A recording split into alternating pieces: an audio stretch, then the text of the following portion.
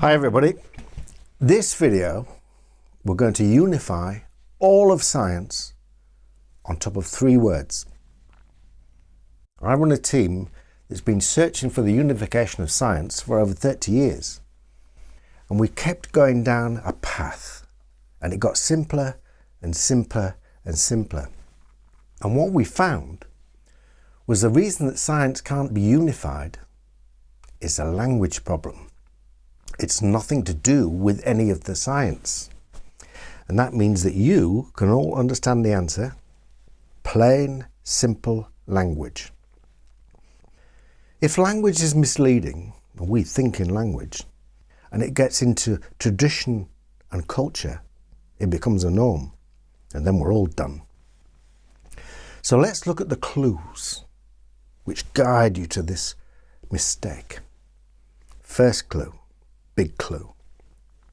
General relativity, gravity, is isolated from everything else in science by having unique cause of action. The Earth's gravitational field, curvature of space-time, the Earth's magnetic field, a fundamental force. Something's wrong. Something's very wrong with the language in both cases. So let's try and sort out gravity and bring it back into science on top of different language. And if that language applies to the Earth's magnetic field, we've started unification. So cause of action, gravity, the curvature of space-time. That's the problem, the big problem, the roadblock, which is holding all of science back from unification. Curvature of space-time. What about the curvature of matter? Isn't the Earth curved into a sphere? And you haven't mentioned it. That's a problem. It's only half the story. So let's put that right. What is gravity? It's not just the curvature of space-time. It's not just the curvature of space. It's the curvature of matter and space. They both curve each other. That means they can communicate. They're in a relationship, relativity. They're both sensitive to each other. If you're in a relationship with anything, there must be an exchange of information. So let's see what happens if we change the words curvature of space-time for exchange of information. Space, physical matter and space change each other. They exchange information. Gravitational bodies do not attract each other. They are sensitive to the density of the field. They align with the center of gravity. Does that apply to a magnet and magnetic field? Of course it does. It's just the same. Magnets don't attract each other. A magnet can't apply a force to another magnet without touching it, but it's connected to the field. So magnets align with the density of the field at the poles. The magnets do not attract each other. Problem solved. We've started unification. We've put together gravitational field, magnetic field, and the same applies for an electrical body and electrical field. So now we've got general relativity as the 3 relationships between physical matter and space. What about quantum mechanics? Well, is that the exchange of information? It certainly is. There's no forces. It's the exchange of bosons in between fermions. And there's a little pattern. The same pattern that we're seeing now, the new version of general relativity. A related pair, magnetism, electricity, with a unique partner, gravity. We've seen that pattern in particle physics. 2 up quarks and a down quark make a proton. 2 down quarks and an up quark make a neutron. Proton, neutron, electron. There's a definite pattern. And if we arrange the standard model according to that pattern, this is what we now get. Just look at that.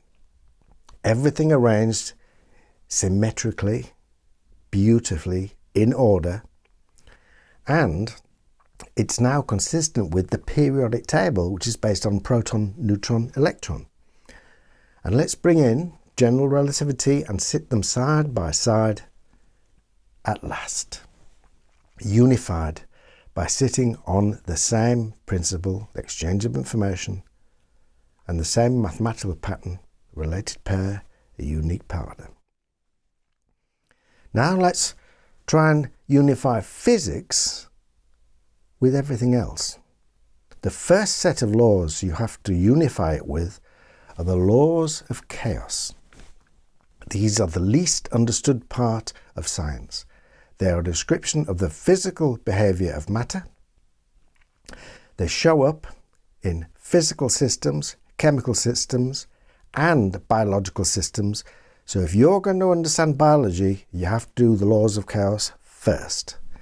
They're all proved by experiment. They are bedrock science, and they are as important to the workings of nature as physics.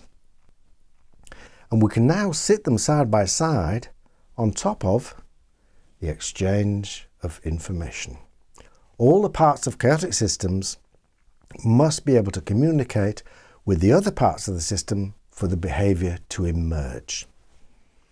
So this really is unification. And what about self-organising systems? Complexity. More than chaos, because you now need the conservation of information. If you get that in something like DNA or the solar system, which conserves information, every movement is conserved in the movement of something else. Then you start to get self-organising systems, all based on the exchange of information. So our behaviour, social behaviour, biology interacts with the environment, and it must gather information from the environment. That's just what we do. This is the unification of science, all based on one principle, 3 words, exchange of information. Now we need to start again, because the information that drives the universe is what we express as mathematics. If I look in the books on chaos, there's no mention of the word fundamental forces. It's just mathematics. And now we can say that physics, all of it, classical mechanics, general relativity, quantum mechanics, is mathematical rules. So this is unification. This is how simple it is. 3 words to change the world. 3 words that bring the eons of ignorance to an end. Thank you. See you next time.